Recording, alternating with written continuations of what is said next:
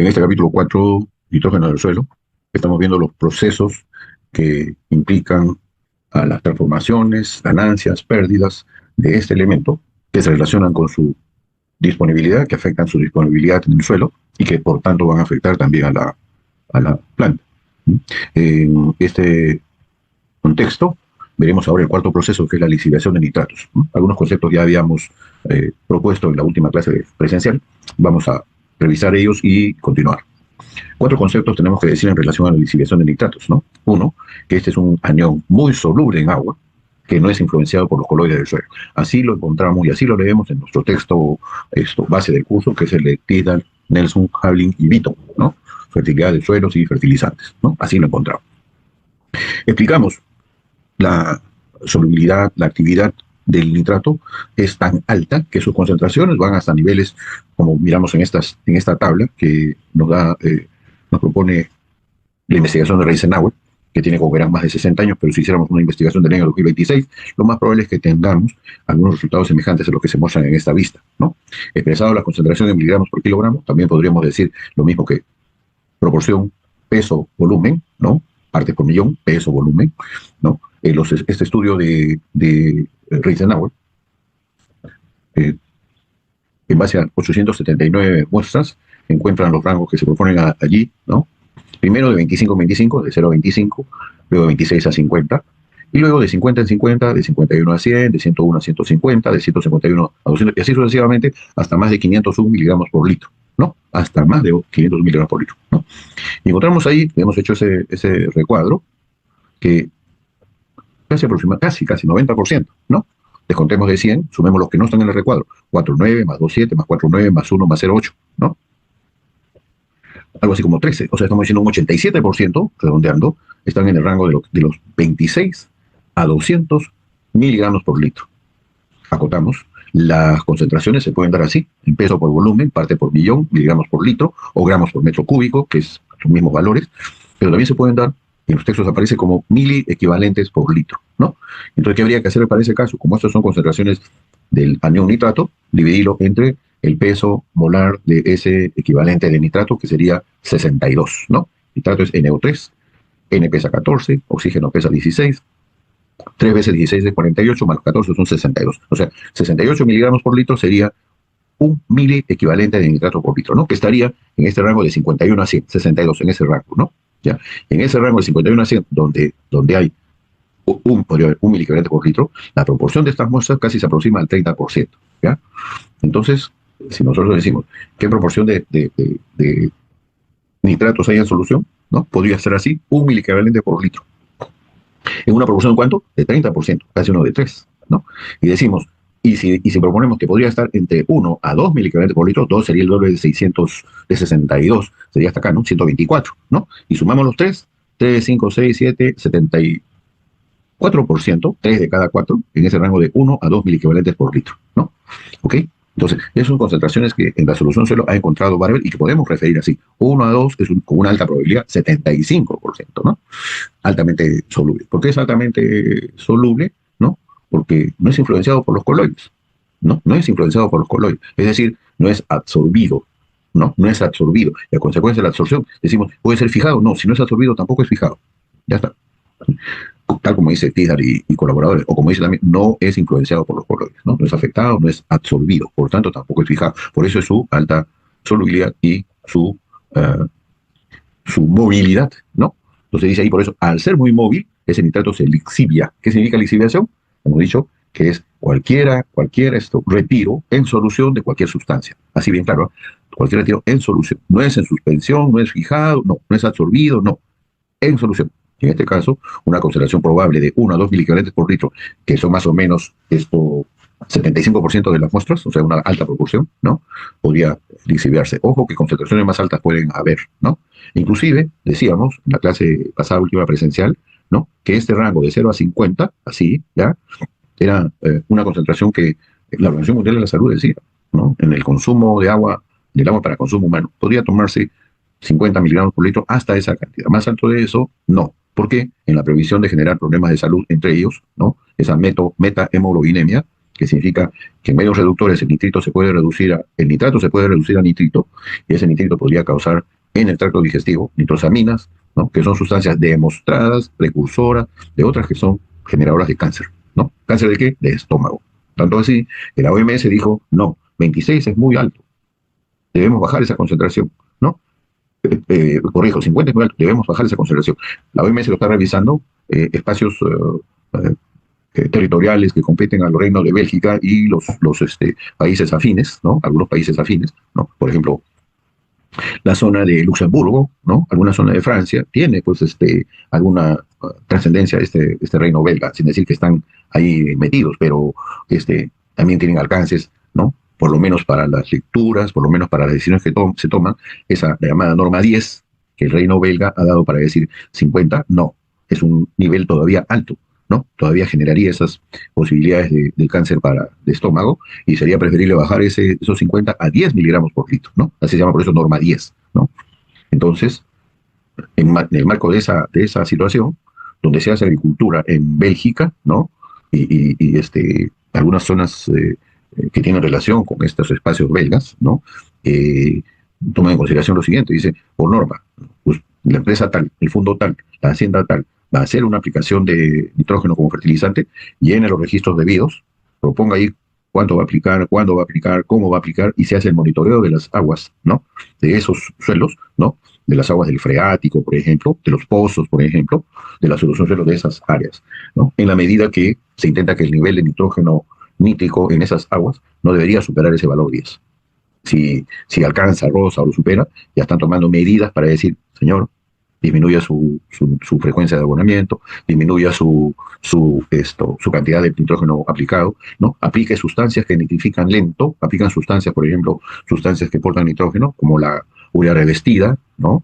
¿Ya? Que entre otras son sustancias que ralentizan la salida de la conversión de nitrógeno amídico a amoniacal, y por tanto ralentizan, hacen más lenta la conversión de nitrógeno amoniacal en nitratos. De esa manera, este anión, que es muy soluble, que no es influenciado por los coloides, que no se absorbe, no se retiene, no se fija, que es muy móvil en el suelo, ¿no? No generaría pérdidas, ¿no? Como deben ocurrir en climas húmedos, en épocas que llueve mucho, bajo condiciones incluso donde si no llueve mucho salen aplicaciones de volúmenes altos de riego, ¿no? Como dice, y entonces esa concentración alta de nitratos o el movimiento del agua en el suelo es muy rápido, el agua de drenaje, el agua libre, no generaría esas condiciones de alta concentración de nitrato en solución, con fines, repito, de salud. Si fuera para agricultura nomás, da lo mismo si tiene 50, 100, 200 mililitros, 200 miligramos por litro o gramos por metro cúbico de este anión, si fuera solo para agricultura. Pero como esta agua tiene implicancia también en la posibilidad de contaminar aguas de pozos, de las cuales alguna gente toma este nitrógeno nítrico, consume este nitrógeno nítrico, podría causar, ¿no?, este problema de ser precursor de sustancias que son cancerígenas, o en el caso de la meta-hemoglobinemia, ¿no?, podría causar los llamados niños azules, de los cuales referí en la clase pasada, y que sugerí lean un poquito para que sepan qué tan importante es este tema, que es de relativamente fácil control, pero hay que asegurarse que esos controles están activados, ¿no? Por eso que dice acá en nuestra siguiente lámina de este tema, dice, se debe controlar la disipación de nitratos de los suelos con cuidado por el impacto serio que puede tener en el medio. Y con el medio, repito, no se habla de las plantas, nada más se habla de las plantas, de los animales, del hombre. Al respecto, no conozco que haya restricción para el consumo de los animales, ¿no? Pero cuando hablamos del medio, estamos hablando del tema del hombre, ¿no? Y en ese sentido vienen las tres acotaciones finales de este primer recuadro, ¿no? Dice, alto nivel de nitratos en el agua de infiltración y escorrentía del suelo puede contaminar fuentes de agua que se beben, ya hemos explicado, estimular el desarrollo de plantas y algas no deseables. O sea, la alta concentración de iones, en este caso hablamos de nitratos, puede significar un medio rico en elementos que permiten el desarrollo de plantas, digamos así, espontáneamente, voluntariamente, ¿no?, en esas aguas, algas, por ejemplo, ¿no?, que desarrollan fotosíntesis, ¿no?, y obviamente consumen el oxígeno de esa agua, está adaptadas a esas condiciones acuáticas, ¿no?, agua de reservorios, de lagos, que consumen, repito, el oxígeno y le quitan vida, posibilidades de vida a esa agua, ¿no? Eso se llama así, eutrofización. Entonces, cuando uno dice, y este lago, esta laguna, ¿no?, este reservorio de agua, me permitiría desarrollar de repente alguna actividad ictiológica, pesquera, de cultivo de peces, o de langostinos u otros, ¿no? O langostas, de repente ahí hay algunas dificultades para que esto ocurra en la medida que le quita vida, ¿no? Esa autorización le quita vida a esa agua. Tres consideraciones adicionales en el recuadro inferior, ¿no? La lixiviación de nitrógeno es un proceso natural, ¿ya? Natural. Y aún sin cultivo o bajo sistema natural, algún transporte de nitrógeno debajo de la zona radicular ocurre. ¿Qué quiere decir? Algunas personas de repente leen y creen que esto tiene que ver con el nitrógeno que se aplica a los fertilizantes. Y claro que tiene que ver, pero no es exclusivo de los fertilizantes que se aplican.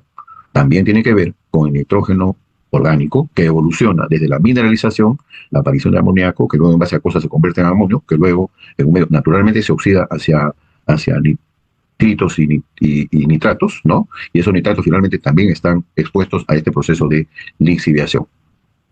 De modo que la segunda conclusión entendemos, o el segundo concepto lo entendemos perfectamente.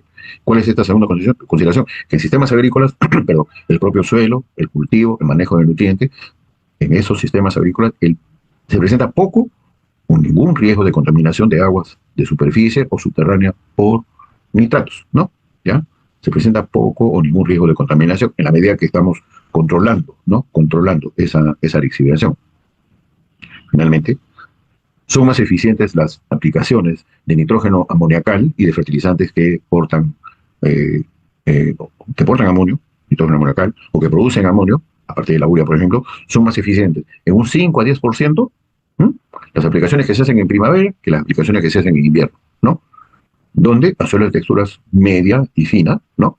En tanto que 10 a 30 son más eficientes, ¿no? A suelos de texturas gruesas, ¿no? A suelos de textura gruesa, más eficientes en primavera que en invierno. Evidentemente en invierno, ¿no? Considerando el invierno, no como de bajas temperaturas, sino puntualmente donde llueve más, ¿no? Entonces esa mayor lluvia genera una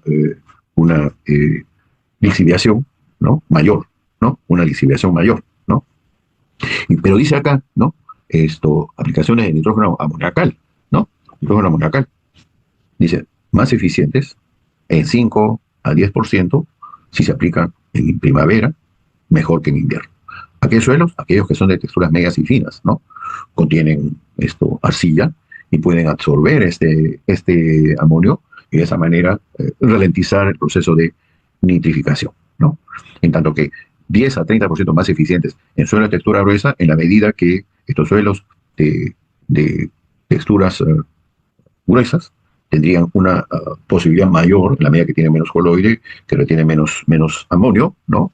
En la medida que hay posibilidades de que haya más lixiviación, bueno, allí esta lixiviación de nitratos sería mayor si aplicáramos nitrógeno nítrico. No es el caso. Estamos aplicando nitrógeno amoniacal y por tanto en esas condiciones es más eficiente ese nitrógeno aplicado a partir de esas fuentes amoniacales a suelos de texturas gruesas. ¿Qué factores influencian la lixiviación de nitratos? Ojo, esto trata de decir lo que siempre pregunto en los exámenes, ¿no? ¿Qué define la lixiviación de nitratos? Por ejemplo, en el punto 1 decimos la tasa, el momento, la fuente y el método. Yo sé que eso es, ustedes deben entender y todos debemos entender que estos son factores que influencian esa lixiviación, ¿no? Que influencian esa lixiviación. Pero, ¿en qué medida? ¿En qué medida? La tasa, que estamos diciendo, cuanto mayor sea, más se le va a lixiviar. Cuanto menor sea, menos se va a lixiviar, ¿no? Hay que puntualizar eso.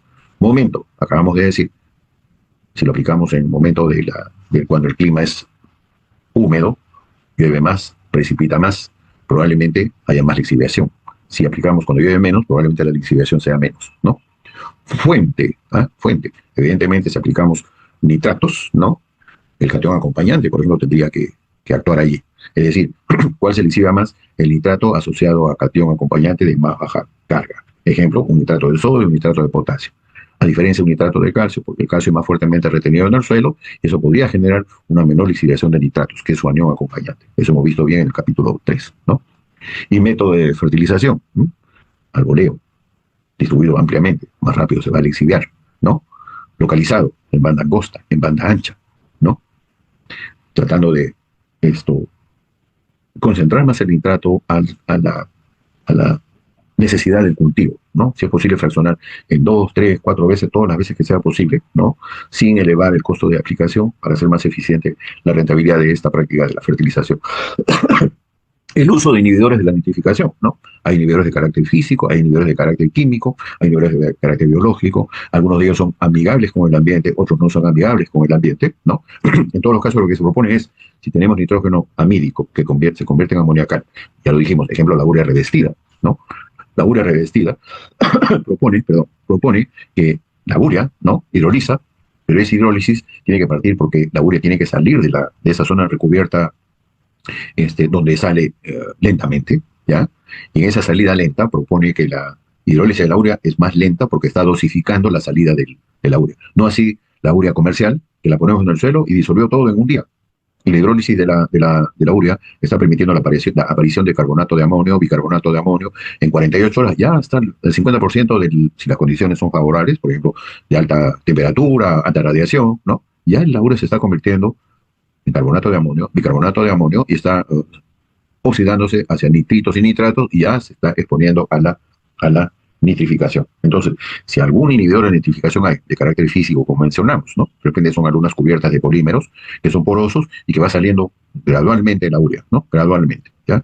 Se está solucionando gradualmente. No así la urea comercial que la aplicamos al suelo y con el agua, en el minuto que se aplica ya se disolvió. En el minuto siguiente ya empezó su hidrólisis con las consecuencias que acabamos de mencionar. No así, repito, esa urea revestida o con presencia de inhibidores de carácter químico o inhibidores de carácter biológico, ¿no? También dependerá de la intensidad de cultivos y la absorción de nitrógeno de cultivos. ¿Qué estamos diciendo? Si son cultivos intensos, probablemente estos absorban más rápido el nitrato, ¿no? De lo que la lixiviación active como pérdida. Al contrario, si son cultivos más extensivos que intensivos, probablemente haya más nitrato expuesto a la lixiviación. Dependerá de las características del suelo que afecten la percolación, por supuesto, ¿no? Suelo de texturas gruesas se lixivia más rápido, más fácil, porque el flujo de agua de drenaje es mayor en esos suelos de textura gruesa, donde predominan arenas y faltan limos y sobre todo arcilla. También dependerá de características del clima, perdón, cómo es la cantidad, el patrón de precipitación, el tiempo de precipitación, incluso yo aquí añadiría, ¿no? El modo de la precipitación. A veces esas lluvias copiosas, intensas, de corta duración, chubascos que se llaman en algunos lugares, ¿no? Que generan una condición de alta lixiviación de nitratos. A diferencia de cuando el patrón de distribución de aguas, ¿no? Esas lluvias finas, ¿no? Que se distribuyen a través del tiempo, son graduales y esos generan una lixiviación menor, ¿no? O también depende del riego suplementario, ¿no? ¿Cómo es este riego? ¿No? ¿Qué cantidad se aplica? ¿Cuánto de agua se aplica? ¿En qué momento? ¿En qué modo? Definitivamente el fertirriego caminará, ¿no? El riego localizado de alta frecuencia, llamado de goteo, o de repente de exudación, generará una lixiviación de nitratos menor que todo ese riego por gravedad, ¿no? Sea de surcos, de pozas o melgas, inclusive el riego por aspersión, ¿no? Inclusive el riego por aspersión, que es una forma de riego por gravedad. El quinto proceso a revisar la primera de las pérdidas de nitrógeno en forma gaseosa, ¿ya? Se llama la volatilización de amoníaco, ¿no? ¿Ya? Alguna literatura a veces ha confundido las cosas y dice la volatilización de amonio. El amonio no se volatiliza, ¿ya? No se pierde como gas porque no es un gas. El amoníaco es el que se volatiliza, ¿no? Que ese sí es un gas, ¿no? Este proceso, tomamos lo que propone Tidal y colaboradores, ¿no? Es de ocurrencia natural en todo suelo. Textura gruesa, textura media, textura fina, con alto bajo contenido de materia orgánica, de polo a polo, donde sea, dice, es un proceso que ocurre en todo suelo. Pero hacemos anotaciones. ¿Cuáles? Que el amoníaco perdido del nitrógeno liberado de la materia orgánica del suelo, o sea, estamos diciendo, al descomponerse el nitrógeno orgánico del suelo y generar, tras la aminización y amonificación, tras liberar amoníaco, el cual después en base a cosas se va a convertir en amonio y luego por oxidación en nitrato, ese amoníaco, ya, su pérdida es muy poca, así como dice, muy poca, ¿no? Comparando al amoníaco que se volatiliza de los fertilizantes, ¿no? Por tanto, por eso yo le pongo ese recuadro para enfatizar eso, la conclusión. La discusión que se propone, lo que viene con respecto a la volatilización de amoníaco, ¿no? Se refiere a la aplicación superficial de nitrógeno como fertilizante, ¿ya? Muy claro tiene que quedar esto, ¿no? O sea, siendo que la volatilización de amoníaco que viene de la descomposición de la materia orgánica del suelo, ese amoníaco perdido es muy poco, entonces, ¿de qué hablamos? Hablamos del amoníaco que se pierde a partir de fertilizantes nitrogenados. Dos de ellos, aquellos que tienen amonio o aquellos que forman o producen amonio, ¿no? En tanto estos fertilizantes se hayan aplicado superficialmente. Si se han enterrado y el suelo está húmedo, no es tema. Pero si se aplican superficialmente y por alguna razón se dejan en superficie suficiente tiempo como para que se active la volatilización, ahí tenemos problemas. Seguimos. En esa medida, ¿no? Numerosos suelos, ambientes y factores de manejo, ojo, ¿ya? De manejo de fertilizantes nitrogenados influyen en la cantidad del amoníaco volatilizado de los fertilizantes. Puntualizamos, por eso le ponemos así color azul. Primero, la volatilización de amoníaco depende de la cantidad de amoníaco que hay en la solución suelo, pero también de la cantidad de amonio que hay en esa solución, ¿no? Los cuales, esas cantidades, son altamente dependientes del pH, tal como vemos en la parte inferior. Sencillo, ¿qué vemos ahí?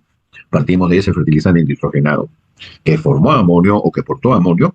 ¿Qué pasa con ese fertilizante? Pierde hidrógenos. ¿Por qué pierde hidrógeno? Porque hay una oferta de OHs. ¿Y la oferta de OHs dónde va a ser? ¿Ah? En medios alcalinos, sobre todo. Por eso dice, es altamente dependiente del pH. En otras palabras, esta reacción puede ocurrir en suelos ácidos, muy poca. Algunos dicen nada. Consecuencia, entendemos bajo esta consideración que gran cantidad de amoníaco aparece a pH 7,5, ¿ya? Más de 7,5, como por ejemplo concluyen Tisdale y colaborador. Dice, ¿qué pasa a pH 8? ¿Qué pasa a pH tan alcalino como 9,3? Ya es extremadamente alcalino. Y miren las dos resultantes, los dos resultados. A pH 8 dice 10% de volatilización de amoníaco, ¿no? A pH 9,3, 50%, ¿ya? 50%. Entonces, la pérdida de amoníaco se favorece por el alto pH del suelo o por reacciones que suban el pH, ¿ah?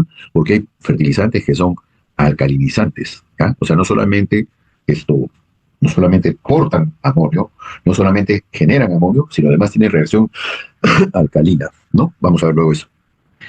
Cuando se añaden fertilizantes que contienen amonio a suelos neutros y ácidos, ¿ah? No es poca volatilización o ninguna volatilización va a ocurrir, ¿no? Porque el pH del suelo no sube. Porque la oferta de OH en ese suelo que es neutro y ácido, la oferta de OH es baja, ¿no? Baja. No decimos que no hay. Algunos extreman dicen que no, hay menos, ¿no? Ustedes saben que cada unidad de descenso en el pH significa un aumento en la concentración de hidrógenos, ¿no? Cada unidad de descenso en el pH, un aumento en la concentración de hidrógeno en 10 veces, y una disminución en la concentración de OH también 10 veces. Se anota entonces que el pH del suelo baja un poco al oxidarse amonio a nitrato. Como hemos visto en el proceso de nitrificación, cada mole de amonio genera 2 moles de hidrógeno, o sea, 4 hidrógenos, va generando acidez. Entonces, al aplicar fertilizantes formadores de amonio, por ejemplo la urea, a suelos con pH neutro, 6,6 a 7,3, ¿no? O menos ácidos, el pH de la solución alrededor del gránulo, aún en condiciones de acidez, sube, ¿ah? Producto de esta reacción. Miren ustedes lo que pasa con esta urea, ¿ah? Con esta urea, ¿ya? Que hidroliza, genera amonio, pero genera aquí, ¿ah? Un residuo alcalinizante propio de la sal de carbonato, que es el bicarbonato de amonio, en este caso el anión bicarbonato, y digo de amonio, ahí está el catión que está al costado, ¿no? Bicarbonato, ¿no? Por tanto, el pH de la solución va a ser mayor de 7, ¿no? O sea, va a ser mayor de 7. Abandona la neutralidad, subirá a 7,3, era el rango de 6, menos de 6 a 7,3, algunos dicen menor de 6,5 a 7,2, ligeramente ácido de repente, pH en el cual hemos dicho pH ligeramente ácido, 6,65, ¿no? Es el pH ideal para proveer la mayoría de nutrientes, ¿no? pH que propone la máxima disponibilidad de los 14 elementos que la planta requiere, desde el punto de vista relativo, ¿no? 100% de disponibilidad relativa. Pero ante estas condiciones, el fertilizante que se aplica y que sufre este proceso de hidrólisis, ¿no? ¿Ya? Consume hidrógenos para formar este amonio, genera anión bicarbonato, que es de reacción alcalina. ¿Por qué es reacción alcalina? Porque el anión bicarbonato viene del ácido carbónico, H2CO3, que como todos los ácidos orgánicos, el ácido carbónico lo es, ¿no? Es ácido débil, ¿ya? Genera poco hidrógeno, ¿no? No ioniza completamente sus hidrógenos, menos del 100% de hidrógeno, y sobra alcalinidad, ¿no? Por eso que aparece este anión bicarbonato, expresión de esa alcalinidad, ¿no? Entonces, se está consumiendo hidrógenos, entonces la reacción, el equilibrio de reacción de amonio a amoníaco va hacia la derecha de la ecuación, ¿no? Hacia la derecha, a favor de la volatilización de amoníaco. Por eso, en suelos de pH ácidos, ¿no? Menor de 6 a 7,3, fertilizantes que contienen amonio pierden menos amoníaco que la urea, o fertilizantes que contengan urea, ¿no? ¿Ya? Menos amoníaco que la urea o fertilizantes que contengan. Cuando dice, ¿y qué fertilizantes que contengan urea de qué estamos hablando? Por ahí se prepararon fertilizantes compuestos en los que se mezclaron físicamente fertilizantes, pero si esa mezcla tiene urea, pues va a generar la alcalinidad que estamos mencionando. Algunos dicen que ¿de qué magnitud es este incremento de pH por consecuencia de la hidrólisis de la urea? Una unidad. ¿Ya? Algunos dicen así, una unidad. O sea, podríamos estar hablando de un suelo ácido, 6,4, y el pH subió de 6,4 a 7,4, ¿no? Según esa propuesta. Suelos calcáreos es una situación particular, ¿no? En este caso, en suelos calcáreos, el pH de la solución ha sido tamponada, ha sido baferada cerca de 7,5.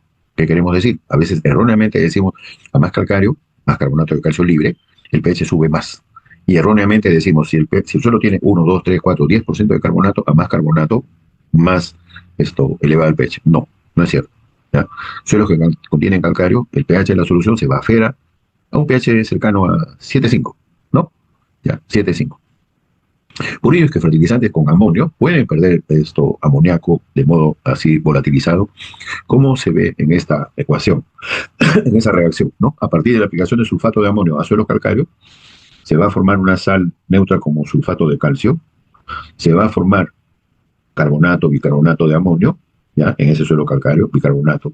Hemos dicho que este es un anión propio de suelos alcalinos, o generadores de alcalinidad, porque este es un ácido débil, su hidrólisis no genera suficiente acidez como para neutralizar la alcalinidad, ¿no? De la sal de carbonato de calcio. Entonces hay un remanente de alcalinidad propia de esta sal.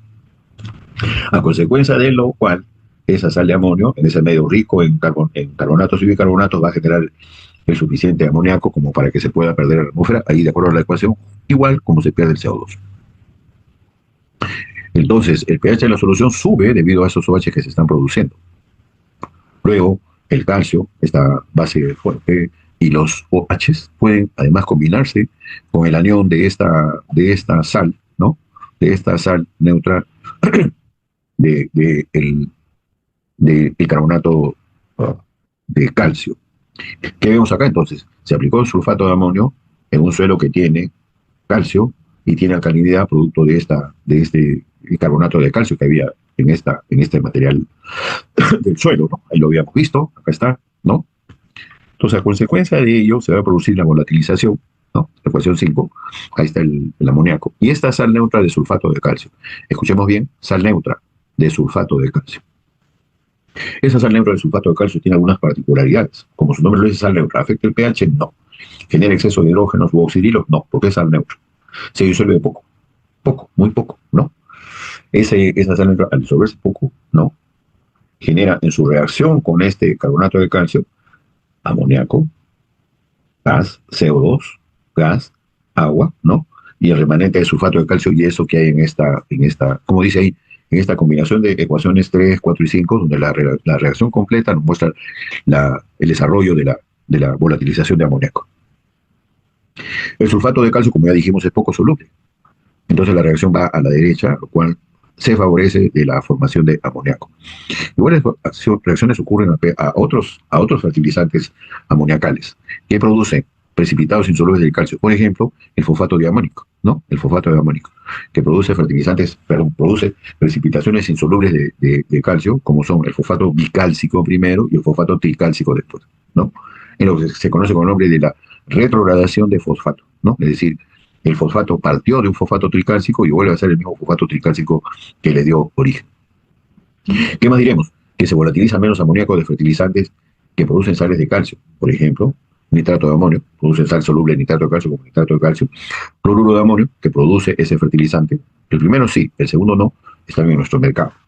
Pero formaría también sal soluble de cloruro de calcio.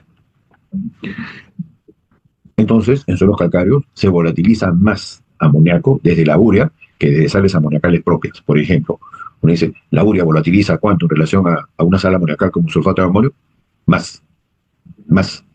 Y de fosfato monoamónico, más. Y de fosfato diamónico, más. La urea genera menos. Excepto, ¿ya? Esos fertilizantes de sales amoniacales, ¿no? Aquellas que producen precipitados insolubles de calcio como los que acabamos de ver. A ver, ¿cuáles son esos? ¿No? Los solubles de calcio, aquellos que tienen nitrato, forman sales solubles de calcio como nitrato de calcio. El cloruro de amonio forma sal soluble de cloruro de calcio, ¿no? ¿Ya? Mediciones hechas de la pérdida de este amoníaco, hechas en laboratorio, ¿no? Dice, en laboratorio, ¿no? Dice que esta volatilización llega al 70% de lo que se aplicó. Miren ustedes, muy importante. En tanto que en campo, el sulfato de amonio aplicado al vuelo, al voleo, al suelo calcáreo, se puede volatilizar un 50%, mientras que la urea llega a 25%. En suelo ácido hay más pérdida para la urea que para el sulfato de amonio por las razones que hemos explicado. Recalcamos lo que hemos dicho como condición. Este proceso se analiza, se discute, se debate y se concluye, ¿no? Como una pérdida de nitrógeno gaseoso, como amoníaco, de aquel fertilizante que se aplicó superficialmente. ¿Ya? En tanto ese fertilizante contiene amonio o forma amonio, es decir, pasará para fertilizantes como sulfato de amonio, nitrato de amonio, fosfato monoamónico, fosfato diamónico. En tanto que aquellos que forman amonio nos referimos específicamente a la urea, ¿no? La volatilización de amoníaco es mayor en suelos de textura gruesa, suelos calientes, ¿no? O sea, aplicar a un suelo de textura gruesa, arenoso, areno franco, aplicar este fertilizante en superficie y dejarlo allí, ya me está dando una condición para que haya volatilización. Sobre todo, como he dicho, como es dependiente del pH, sobre todo para el caso de suelos alcalinos, ricos en carbonatos, ¿no? Esto es una regla para todos. Claro que si hacemos la abstracción del fertilizante, de repente, digamos, como ya hemos descrito y dicho, ¿no? La urea, ¿no? Genera, tanto por la propia hidrólisis del fertilizante, un aumento del pH en una unidad, pero aparte genera volatilización en la medida que la urea en su hidrólisis genera ácidos débiles, donde no hay mucho hidrógeno en relación a los OH del suelo, como decimos en el caso de suelos ricos en carbonatos, ¿no? Donde habrá más pérdida de nitrógeno gaseoso en la forma de este gas NH3. El sexto proceso le llamamos fijación de nitrógeno, ¿no? ¿Ya? Pero ¿cómo es este nitrógeno? Aclarar, fijación de nitrógeno amoniacal, ¿ya? Fijación de nitrógeno amoniacal, ¿no? Es el amonio el que se fija, ¿ya? Es el amonio el que se fija.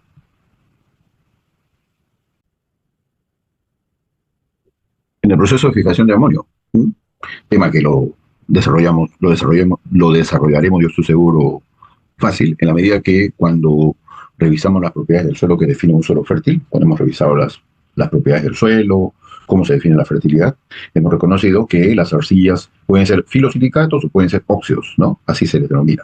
O más ampliamente se dice filosilicatos y pueden ser óxidos y sus correspondientes hidróxidos.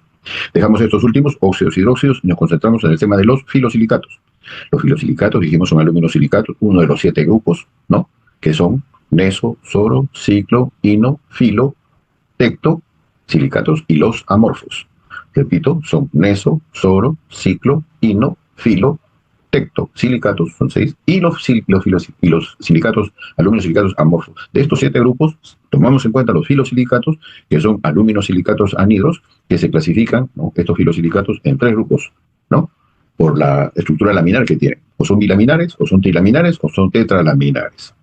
De estos 3 grupos, nos quedamos con las arcillas trilaminares, las cuales a su vez son poco expansibles, muy expansibles, pero también hay las no expansibles, o no expandibles, ¿no? Que no se expanden. Miramos primero las no expandibles y decimos, ¿qué pasa con estas no expandibles?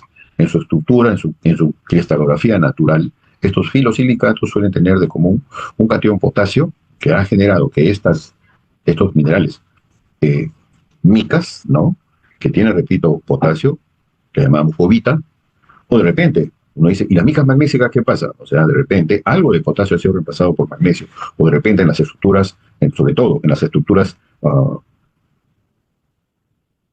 octaédricas, el aluminio, que era el núcleo central, ha sido reemplazado por algo por magnesio, ¿no? Por eso dice magnésica. Entonces, estas arcillas, filosilicatos en capas trilaminares, perdón, desde su cristalización tienen un potasio que está en la cavidad del siloxano, que evita toda expansión y toda contracción de estas arcillas. Por eso se llaman así arcillas no expandibles. Son trilaminares o no expandibles.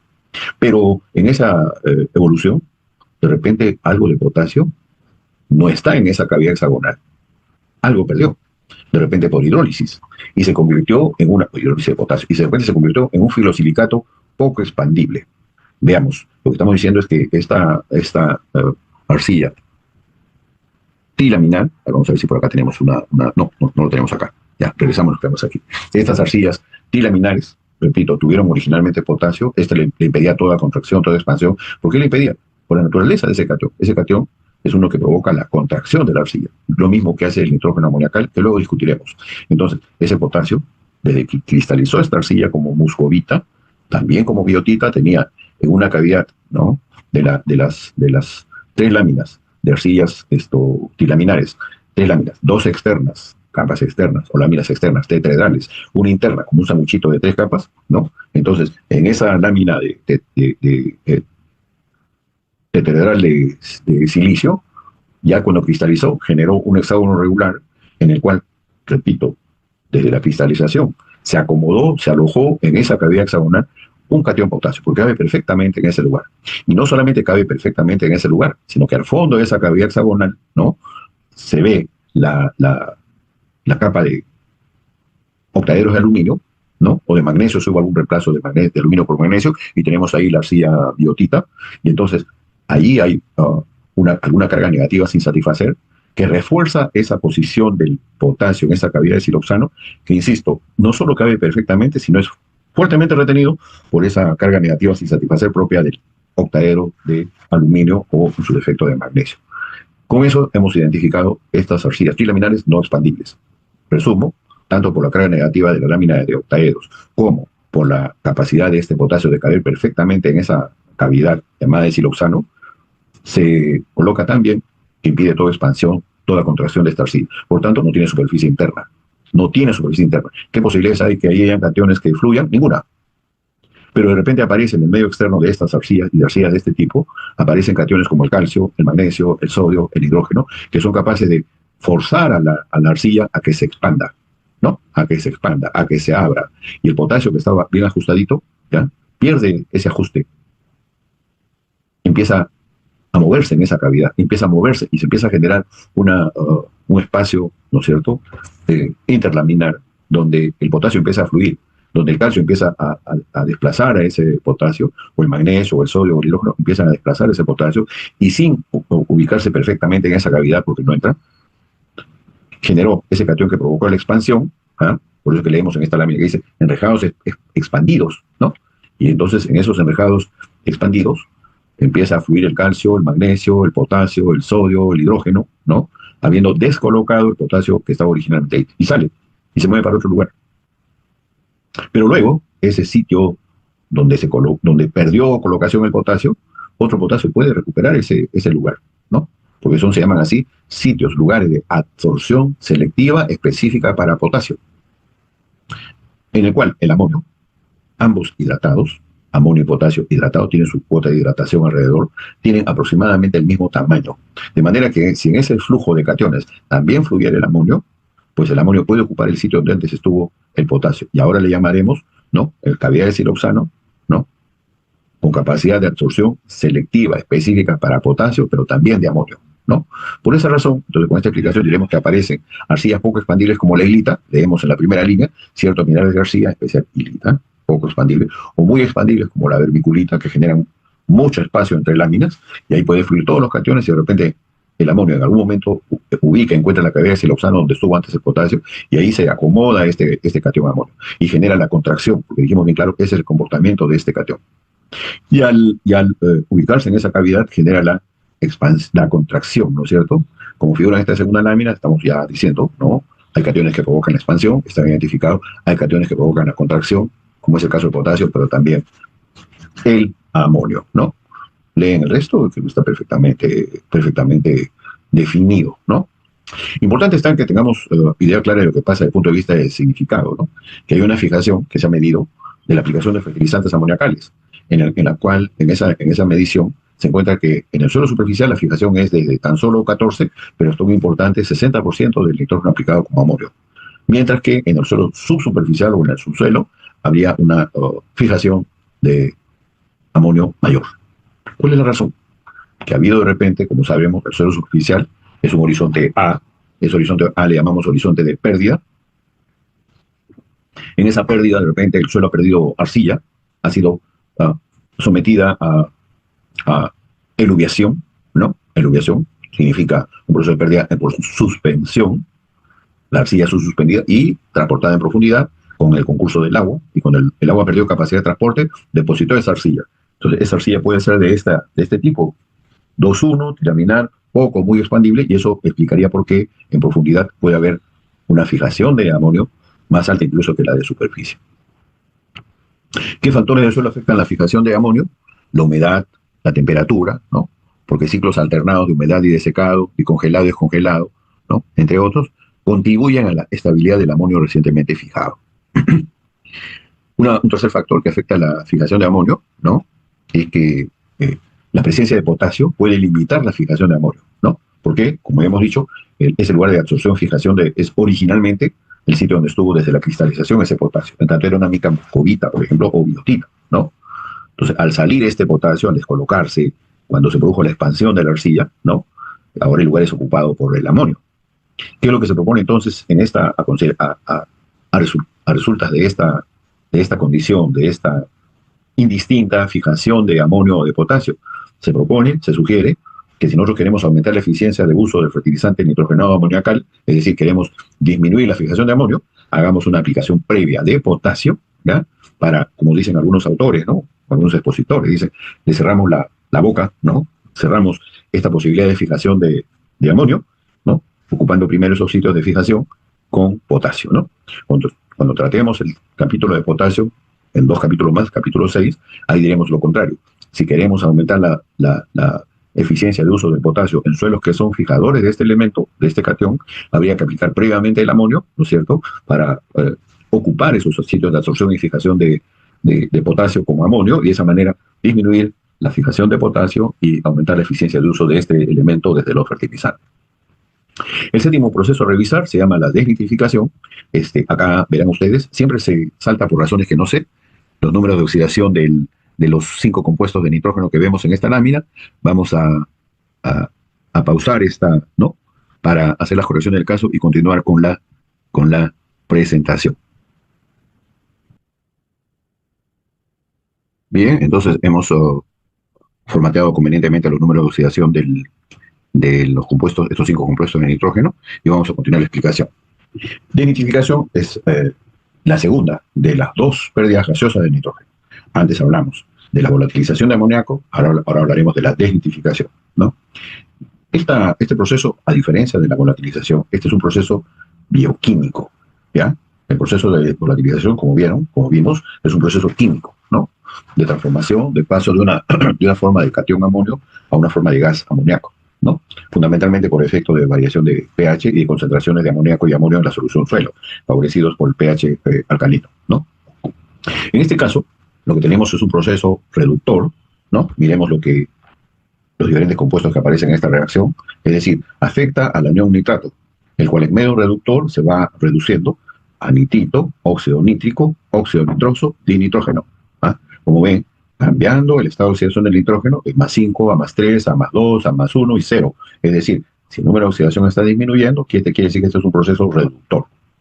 Y ocurre, ahora sí, decimos, por ejemplo, cuando se inunda el suelo, ya sea por lluvia, ya sea por riego, ¿no? El suelo está inundado, probablemente hasta los espacios de macropolos estén llenos de agua, ¿no? Se excluye entonces el oxígeno, la aireación no es buena, se dan condiciones anaerobias, entonces resaltamos acá decir, microorganismos, microbios anaerobios facultativos, ¿no? Obtienen el oxígeno de estos 2 aniones, en la secuencia del nitrito y el nitrato, tal como dice la reacción, ¿no? Convengamos que ustedes saben lo pertinente a lo que significa un microorganismo anaerobio facultativo, pero reforcemos el concepto. ¿Qué significa microbios anaerobios facultativos? Son organismos del suelo que regularmente, formalmente, usan este oxígeno, esta molécula de O2, ¿no? De este gas del componente del aire del suelo, el aire atmosférico, etc. Comúnmente usan este oxígeno, pero ante las condiciones de inundación del suelo, de registrarse condiciones anaerobias, ¿no? Cambian su patrón de consumo de oxígeno, por eso se llaman así anaerobios facultativos, ¿ya? Entonces cambian su patrón de uso de oxígeno usando sustancias inorgánicas como, por ejemplo, los nitritos o los nitratos, o de repente inclusive en algunos medios usan sulfatos, ¿no? Para este proceso, para el proceso de obtención de oxígeno, para su respiración. Pero eso lo trataremos luego en el capítulo 7. Entonces hemos definido en qué ámbitos ocurre. Falta de oxígeno, mala aireación, condiciones anaerobias, con presencia de estos microorganismos, los cuales pueden ser algunas de las bacterias que se mencionan ahí, pseudomonas, bacilos, paracocos, o de repente algunos tiobacillus, como ven ustedes de nombre tío, ¿no? Que significa azufre, ¿ya? También compromete a alguno de estos, en el caso del género, pero que también desnitrifica, ¿no? Por eso se llama así tiobacillus desnitrificans, ¿no? 3 conceptos veremos acá, ¿no? que grandes poblaciones de bacterias denitrificantes viven en la capa arable del suelo. En mayor número, en mayor medida cerca de la raíz, la rizósfera, ¿no? O rizosfera, usando exudados carbonáceos de raíces activas. En otras palabras, ahí tenemos microorganismos del suelo, ¿no? Que son heterótrofas. Estamos usando esos exudados carbonáceos no para sobrevivir, sino para vivir, para aumentar sus poblaciones. Como dice, en su mayoría, en mayor número cerca de la raíz, la rizósfera, obvio. Ahí es donde están ocurriendo los exudados, ahí se concentran más ellos, ¿no? El segundo concepto es que el potencial nitrificante es alto en la mayoría de suelos, ¿no? Al aumentar este potencial nitrificante, causa que organismos anaerobios facultativos corten la respiración aerobia, tal ya lo dijimos antes. Regularmente usan el oxígeno del aire atmosférico o del aire del suelo, ese gas oxígeno, pero cambian el patrón de obtención de oxígeno y ahora metabolizan nitratos, metabolizan nitritos, los convierten en aceptores de electrones en ausencia de oxígeno. Finalmente, diremos que las proporciones de nitrógeno y de óxido nitroso de la denitrificación varían, ¿no? No son firmes, no son fijas, ¿no? Por ejemplo, la proporción de dinitrógeno a óxido nitroso regularmente es 90-10, pero se acorta cuando aumenta, cuando mejora el suministro de oxígeno, ¿no? O sea, ¿qué estamos diciendo con eso? Primer punto, que abunda más dinitrógeno que óxido nitroso. Este es apenas 1/10 del total. ¿Qué estamos proponiendo con eso? Que el nitrito continúa su proceso de reducción, ¿no? Y los microorganismos continúan reduciendo todas estas formas inorgánicas que poseen oxígeno y lo más rápido posible convierten el oxígeno del óxido nitroso en oxígeno de su respiración anaerobia, ¿no? Pero aumentó el suministro de oxígeno, ¿no? Inmediatamente este balance 9:1 empieza a bajar 8:2, 7:3, 6:4, en la medida que más oxígeno hay, así molecular, y que no dependen esos microorganismos de este óxido nitroso para los fines de obtener su oxígeno. ¿Qué factores afectan la denitrificación? ¿No? Primero leemos la propuesta, que la cantidad de tasa de denitrificación varía de acuerdo al clima, al suelo y al clima. De estos factores, los más importantes son, algunos días opinamos acá, del suelo, ¿no? Depende de la cantidad de naturaleza de materia orgánica presente, ¿no? Hay materia orgánica que es de fácil descomposición, ¿no? Y entonces, esa fácil descomposición empezará a significar la disminución de oxígeno en el medio, ¿no? Por tanto, aumenta fuertemente la capacidad de denitrificación en ese suelo de los microorganismos que son denitrificantes. Se proponen dos ecuaciones donde queda claro, ¿no? Esa demanda de oxígeno que no satisface pues, el consumo de estas materias orgánicas, de este carbono orgánico, ¿no? Que para oxidarlo, obtener su energía, pues necesita reducir el nitrato con las consecuencias que hemos mencionado, ¿no? La aparición del óxido nitroso y del dinitrógeno. Finalmente, en esta diapositiva decimos que en condiciones de campo, la adición de residuos de cosecha frescos puede estimular la denitrificación. Claro, los microorganismos heterótrofos empiezan a transformar ese carbono orgánico que se ha añadido, empiezan a los procesos de descomposición y de humificación, y en esos procesos consumen el oxígeno y por tanto pueden estimular esa denitrificación por falta de oxígeno, ¿no? También depende del contenido del agua, ¿no? Que es de los más importantes factores, porque el mal drenaje, es decir, el agua se aquieta en el suelo es por alguna razón impermeable, ¿no? No drena fácil el suelo, por tanto impide la rápida difusión de oxígeno a los sitios de actividad microbiana. Evidentemente, cuando la temperatura aumenta, ese potencial denitrificante va a aumentar. Un supuesto bastante interesante es tomar en consideración que el suelo saturado, cuando se funde la nieve, causa la mayor pérdida de nitrógeno por denitrificación. Y claro, ¿no? El suelo está tapado por la nieve y se empieza a fundir, empieza a cambiar, ¿no? Si es nieve, es estado coloidal, no decimos que es sólido, ¿ya? Si se hizo hielo, es otra cosa, eso ya es sólido, pero no. La nieve es una forma de agua en forma de coloide, tiene algo de aire al interior, ¿no? Y entonces, esa nieve fundida genera agua en estado líquido, y entonces eso condiciona a una mayor pérdida de nitrógeno por denitrificación. En el caso de los suelos arroceros, desde el punto de vista agronómico, se propone que los fertilizantes nítricos son no efectivos, no solamente porque pueden lixiviarse, ya hemos discutido, expuesto ese tema, pero pueden no ser efectivos al perderse el nitrógeno por denitrificación.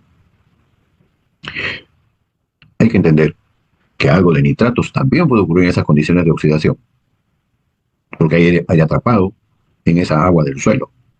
Y entonces, en la zona aerobia del sistema suelo-planta, el amonio que hubiera allí, porque los suelos arroceros, sabiendo que los fertilizantes nítricos no son efectivos porque se lixivian, la propuesta es entonces usemos fertilizantes amoniacales o fertilizantes de nitrógeno que formen amonio, ¿no? Como la urea. Pero, repito, una vez que esté el amonio ahí, hay la posibilidad de que haya aire atrapado, confinado, en la fase de microporos, donde está el agua, porque no es un continuo, ¿no? Y entonces en ese medio, ¿no? De esa burbuja de aire, el amonio se está oxidando a nitratos, ¿no? Ese nitrato, al difundir en esa agua, ¿no? Ese nitrato pasará a zonas anaerobias, con lo cual será rápidamente desnitrificado. También la radiación afecta a la desnitrificación, ¿no? Lo primero que tenemos que proponer es que la desnitrificación solo ocurre si el suministro de oxígeno no alcanza para las necesidades de los microorganismos. No dicen esos autores, cosa que hemos dicho en relación a otro proceso similar que ocurre en el suelo. Hemos dicho, por ejemplo, ¿no? Si el nivel de oxígeno en el aire del suelo baja de 12% a 12%, estaba en 18, 20, y bajó 16, 14, 12. Un momentito, llegó a 14 y las raíces dejaron de crecer. ¿Por qué dijimos? Porque hay un ritmo de difusión de oxígeno que es tan bajo, que las raíces ya no crecen, ¿no? Ya no crecen. En este caso, de lo que pasa con las necesidades microbianas, es evidente que hay un ritmo de difusión de oxígeno que también está perjudicando estas poblaciones de microorganismos, ¿no? Entonces, consecuencia, no alcanza para sus procesos metabólicos, no alcanza para el oxígeno que necesitan, inmediatamente los microorganismos cambian su patrón de metabolismo de oxígeno y empiezan a usar estas sustancias inorgánicas como nitratos. Explicado así, entonces, entendemos el segundo y tercer párrafo, que dice, gran pérdida de nitrógeno por desnitrificación es posible con baja tasa de difusión de oxígeno, ¿ven? ¿Ah? Lo teníamos, ¿no? Simultánea a alta demanda respiratoria, ¿ven?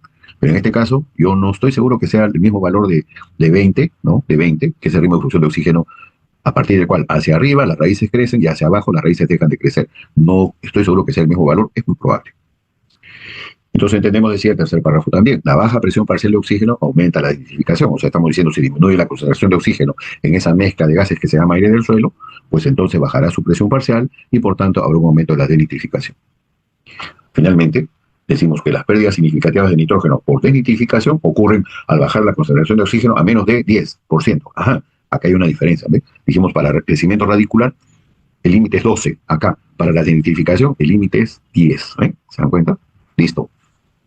El pH del suelo también afecta a la identificación, porque como hemos dicho, en general las bacterias son sensibles a las variaciones en pH. Y aclaramos, decimos son sensibles. Les afecta favorablemente pHs neutros y sobre todo alcalinos, ¿no? Insisto, les afecta favorablemente a esas bacterias. ¿Qué están favorablemente? Aumenta sus poblaciones, aumenta su actividad, ¿no? Producto de este aumento del pH. Al contrario, son sensibles disminuyendo las poblaciones, disminuyendo la actividad, haciéndolos menos eficientes en medios ácidos. Por ello, son bajas las poblaciones de tales microorganismos en dichos suelos, ¿no? Entonces, a pHs fuertemente ácidos, porque ahí dice menores de 5, o no más alto que de 5, ¿no? Dice menor o igual. Recuerden, cuando hablamos de pH, decimos pH, el pH del suelo puede ser moderadamente ácido, ¿no? De 5 a 6,5, fuertemente ácido, menor de 5. En estos suelos, dice, la desnitrificación no es significativa. ¿Por qué? Porque las bacterias han sido sensibles en sus poblaciones, ya no prosperan tan bien. Entonces, ¿qué le vamos a pedir? Que estén activando este proceso de desnitrificación. También podríamos decir al respecto que las bacterias que hemos identificado como activadoras de este proceso, perdón, ¿no? Ahí están ¿no? Pseudomonas, bacillus, paracoccus, bacillus desnitrificans, ¿no? Estas bacterias son menores sus poblaciones, menores sus actividades, ¿no? En estos medios con pHs, ¿no? Menor de 5. En medio ácido, el óxido nitroso puede predominar, ¿ya? Estando el óxido nítrico confinado a pH menor de 5,5. ¿Ya? Miren, estamos hablando de medio ácido, menos de 6, ¿no? Pero si el pH es menos de 5,5, hablamos de confinamiento del óxido nítrico. La temperatura también afecta, influencia una vez más, ¿no? Yo les digo, insisto, seamos claros y digamos, ¿cómo afecta? No lo afecta, ¿cómo afecta? Entonces proponemos, si la temperatura aumenta de 2 a 5, a 10, a 20, a 25 grados, conforme la temperatura aumenta, la desnitrificación también aumenta, ¿no? O sea, hay relación directa, ¿no? Ese aumento es algo mayor en el rango de temperatura de 25 hasta 60 grados Celsius, ¿no?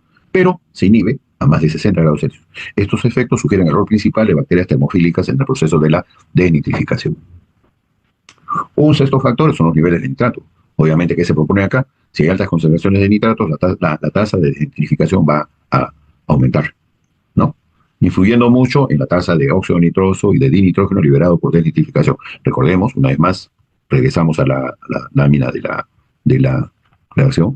Este óxido nitroso es gas de efecto invernadero, ¿ya? Recordemos que ese gas de efecto invernadero tiene una capacidad calórica más de 300 veces más alta que la de un mol de CO2. Algunos dicen 310, otros dicen 320, otros dicen 328, ¿no? Lo importante es que tiene una capacidad calórica, una capacidad térmica, una capacidad de almacenar calor mol a mol, más de 300 veces de cualquier mol de CO2. Así que tiene ahí su importancia. De repente, para decirlo claro, no nos asustamos porque la proporción de óxido nitroso en los gases que existen en el aire atmosférico es muy baja. Revisen ahí la tabla de las formas de nitrógeno, ¿no?, que existen en el aire atmosférico y que existirían por la aireación en el aire del suelo. También es importante la presencia de plantas, ¿no? Y aquí se propone que hay más denitrificación si hay plantas. ¿Por qué? Porque las raíces, ¿no?, desprenden tejidos, liberan exudados de carbono que son fácilmente disponibles, de bajo peso molecular, que los microorganismos que viven ahí en el suelo, a la vecindad radicular sobre todo, ¿no?, están consumiendo el oxígeno para oxidar ese CO2, lo cual estimula a las poblaciones microbianas en la rizósfera, ¿no? También bajan la tasa, o sea, ahí aumenta, ahora vamos a ir lo contrario, también aumenta la baja tasa de, perdón, también bajan la tasa de nitrificación, ¿no? ¿Por qué?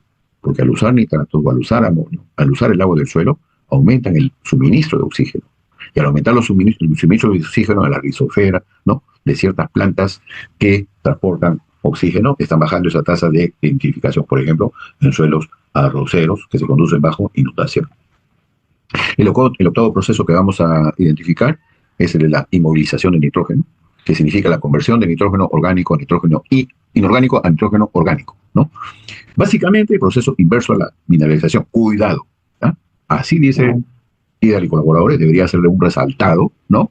Porque dice básicamente inverso a la mineralización. Alguien puede decir, entonces esto significa que si la mineralización es aminización y amonificación, entonces la inmovilización de nitrógeno es amonificación, aminización, y ya tengo ahí, no es así. Básicamente es inverso, en el sentido que se convierte en nitrógeno orgánico a orgánico, pero no es exactamente el proceso inverso. Si la materia orgánica tiene bajo nitrógeno en relación a carbono, eso quiere decir que la relación carbono-nitrógeno es alta, los microorganismos del suelo, que están activando la transformación del carbono orgánico del suelo, inmovilizan el nitrógeno inorgánico de la solución para completar la descomposición de la materia orgánica que se añadió al suelo. Los microorganismos, como hicimos la explicación teórica en el salón en el primer capítulo, los microorganismos, dijimos, requieren nitrógeno en una tasa carbono-nitrógeno aproximada de 8:1. En otras palabras, hemos dicho, los hongos tienen una relación CN como 10:1, los actinomicetos como 6, 7, 8:1, y las bacterias como 5:1. Nos sirvió eso para explicar por qué las bacterias son más eficientes en las transformaciones de las materias orgánicas añadidas al suelo, ¿no? Así lo dijimos, son más eficientes, ¿no? Por eso es que logran niveles carbono-nitrógeno del humus formado más bajos, ¿no? No. Bien. Entonces, ese nitrógeno orgánico, el nitrógeno orgánico, es de rápido uso por la creciente población microbiana.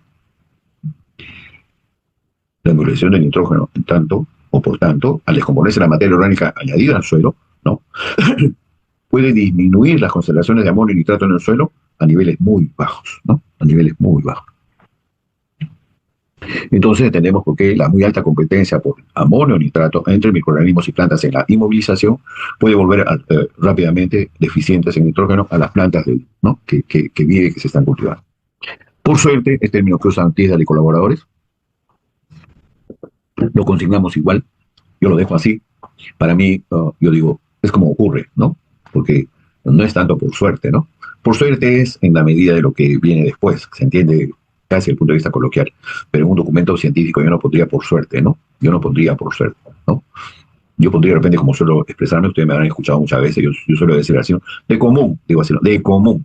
En muchos sistemas agrícolas, ¿no?, se aplica suficiente nitrógeno al fertilizante, lo que compensa lo requerido tanto por el cultivo como por los organismos que, al transformar las materias orgánicas añadidas al suelo, generan inmovilización.